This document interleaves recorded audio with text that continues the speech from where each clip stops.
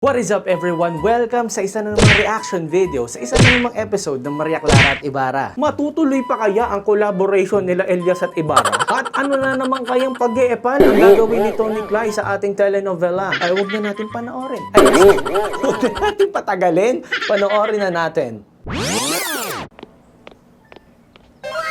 Uy! Aga-aga! Hindi mo ako titigilan. Bibigay na parito ako upang Mag-apologize. Tawad. Yan! Makulong ka na sa akin. Okay lang. Sa totoo lang, sanay naman na. Naiirita na nga ako eh. Kasi patapos na tong nobelang to, buwisit ka pa rin. Uy, grabe naman. Ang sakit mo naman magsalita, Clay. May feelings din naman yung Fidel namin. Nobela?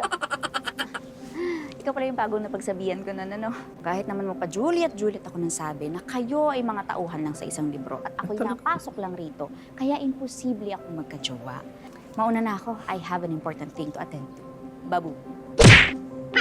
Yun na ba ang term of endearment nila, babu? Baka naman bukas makalawa imbis na babu baby na yan, di ba? Balay mo naman, diba? Yan pala yung nagagawa mo.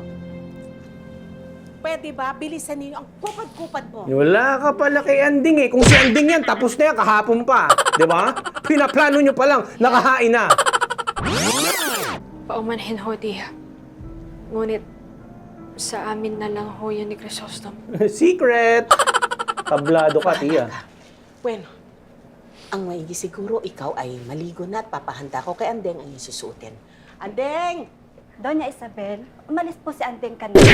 Aba! Ang taray ng Best Employee of the Year. Lumalarga nang hindi nagpapaalam sa kanyang bossing. Mukhang mas malaki na yung bigayan doon sa sideline niya. Ngunit ang Priley po ay ayaw pagambala. Ako po'y pinagsabihan kanina. Baka ako'y kagalitan kapag tinawag ko. Ikaw na lang ang tumawag. Utos ka ng utos eh. Ako na ang kakausap kay Maria. Ahora mismo! Ba't galit na galit ka? Tantrum si Bakla. I came from the future, sir. Galing po ako sa taong 2022. Dahil sa... Ewan ko, mangkukulam yata yung professor ko na yun. Siya ang nagdala sa akin sa mundong ito. Isang nobelang sinulat ng ating pambansang bayani. At kayo po ay mga karakter lamang sa nobelang yun. Direct yung camera natin para zoom ng pa-zoom ah. Mamaya nasa ilong na tayo ni Clyde. Vamos ahora. Pag minamalas ka nga naman. Paano ba makakausap niyo si Maria Clara? Unahan mo na. Ano na naman kaya naisip ni Clyde? May pumasok eh. Meron parang ting moment siya eh, na? Nako. Trespassing na ata yan, Salvi. Dire-diretso sa kwarto. Bakit ka naman natatakot sa iyong padre kompesor? At nakuha mo pang makinig talaga. Umika ka pa bago umenter.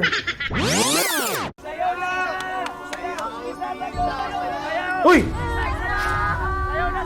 Alisisa! Ano nangyari? Ano, nakatakas sa hospisyo si Sisa. Sayang naman yung binabayad ni Ibarra doon sa hospisyo. Tignan nyo nga siya. Magsialis na kayo, baka batukan na pa kayo dyan. Yan, to the rescue si Fidel. Good job. Sisa si Fidel to. Sisa, ano't narito ka? Oh, andito na naman to si Sisa. Sisa is equals to heavy drama. Ano ba yan, Sisa? Ang stressful na nga ng mga senaryo. Dadagdag pa to. Pinapil sa akin ang aking mga sukin. Kinuha sila sa akin ng mga job. Mga job. Tulungan mo ako. Saan ba kasi nagpunta si Basilio? Si Basilio buhay pa. Anak ng toko ang bata. Hindi na nagpakita. Ibabalik na kita sa pagamutan. Aling Sisa, halika na. Uy, baka naman nasasaktan yung Sisa.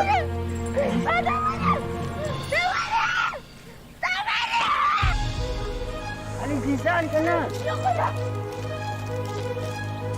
In fairness, ang ganda ng pagkakadali ng aerial drone dun ha. Sumusunod kay Sisa yung camera. Galing ha. Direct ginagalingan nyo na naman ha. Pag sumapit ang dilim, mapipilitan akong gawin ang nararapat. Nagbigay na ng deadline. Habang ikay nagpapakasaya sa inyong pamamanhikan malalantad sa lahat ang baho ng iyong pamilya. Paano gagawin mo? I-upload mo sa Facebook group ng San Diego? I-scan mo yung sulat ng nanay ni Clarita tapos ipapatarpo. Paano ikakalad yun sa San Diego? Ngunit sinasabi ko nga sa inyo, Padre, walang ibang laman ng mga sulat na iyon kung hindi mga salita ng pag-ibig ni Crisostomo.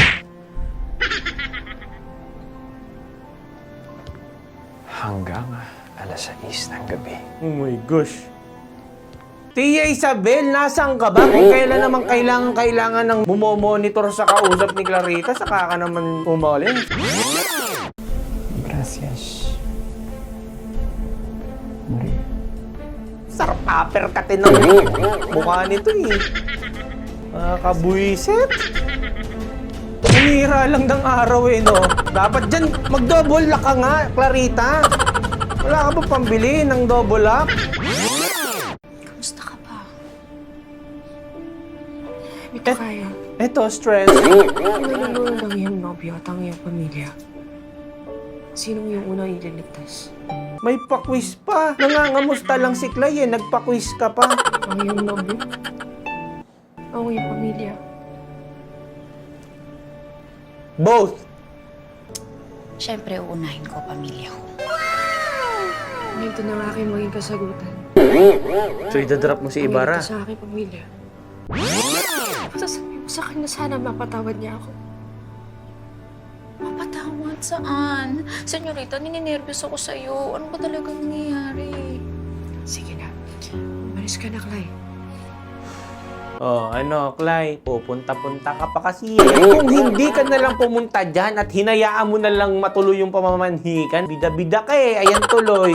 Senyorita naman, Parang di close. kaibigan tayo, di ba? BFF na na ba? Anyari? Huwag mo sabihin sa akin kung anong problema mo. Tutulungan kita. Chismosa ka kasi. Wala ka pa itutulong, Clay. Wawa. Kaya sige na, umalis ka lang. Baka may makita pa sa'yo. Sinabi ba sa'yo ni Maria Clara ang dahilan kung bakit ayaw niya nang ituloy ang pamamaghikan? Hindi niya po pinaliwanag. Ano, Ibarra, laban bawi. Pupunta ka pa rin ba o ano? Wait, sir. Sama ko. Sama mo na yan para back up. Kahit ako si Aling Sisa. Mukhang nakataka siya sa ospifyo at may kanikala pa sa kanyang binigay. Kailangan mahanap natin siya. Ngunit kailangan ko rin makausap si Maria Clara sa lalong kadaling panahon. O, paano ang gagawin natin? Sige, sir. Kagi Huwag na po kayo Bunchin. mag-alala. Ako na pong bahala maghanap kay Ate Sisa. Presenta ka na naman, Clay! Clay, tigil-tigilan muna kasi yung pagbibida mo, Clay. Nagsasamain character ka na naman eh. Ikaw ang nagpa-confirm kay Clarita na ayaw na nang ipatuloy kay Ibarra yung pamamanhikan dahil isi-save niya yung kanyang pamilya. O ngayon, eto na naman. Magkaisisa ka naman ngayon ni eksena, Clay. Samahan kaya siya ni Fidel? Sasamahan ko si Yeah! Binibinig tayo. Sige! Sige, go! Mabuti kong gayon. Quality time muna kayo dyan. Balitaan mo na lamang ako, Fidel, kung ano man. Para-paran din to si Fidel eh, no? Waste, para magkasama silang dalawa eh. Yan! Naka-score si Fidel. Instant date! Tinitingin-tingin mo dyan. Tara na. Galing mo din, Fidel eh, ha? Galing mo rin dumiskarte mo, ya. Ano, ibibigay mo na ba ang mga liham? Ay, isang liham lang pala eh. Pala ko naman, madami. Yan na ba yun? Up! Up, up, up! Ang liham ng aking ina. Eh kung hindi yun ang liham ng ina mo. Ay, ano daw? Ano daw? Buena niña. Nilaglag si Ibarra, no? Sana man lang pinilter niya yung mga sulat ni Ibarra. Sana best of the best yung sulat na binigay niya. Imposible namang isang sulat lang yung natanggap niya sa buong 7 years na hindi sila kasama. Okay, curious akong panoorin yung next episode, ha? Malalaman natin kung nagka-onsihan ba dun sa mga sulat na pinagpalit nila, no? Baka nagka-iskaman silang dalawa, hindi pala yun yung mga sulat na gusto nilang makuha. At saka syempre yung quality time date nila Fidel at Clay, no? Abangan natin yan. Buhay na mga Ginoo at Binibini. Hanggang sa muli. Bye-bye.